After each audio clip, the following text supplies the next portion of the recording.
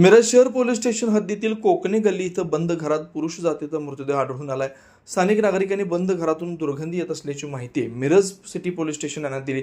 माहिती मिळताच पोलीस अधिकारी व अंमलदारांनी घटनास्थळी धाव घेत पाहणी केली।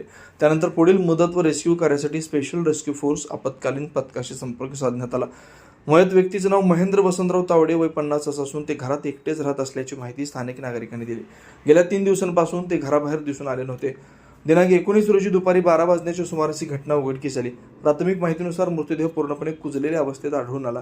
घटनेची माहिती मिळताच नातेवाईक घटनास्थळी दाखल झाले असून त्यांनी मृतदेहाची ओळख पटवली। स्पेशल रेस्क्यू फोर्स आपत्कालीन पथकाच्या मदतीने मृतदेह बाहेर काढून आवश्यक प्रक्रिया पूर्ण करत मृतदेह पॅकिंग करून मिरज शासकीय रुग्णालयात पाठवण्यात आला। घटनास्थळी एसआरएफ आपत्कालीन पथक कमांडर कैलास वडर, इर्शाद कवटेकर, महेश गव्हाणे यांनी कार्यवाहीत सहभाग घेतला। पुढील तपास मिरज सिटी पोलीस स्टेशन करत आहेत।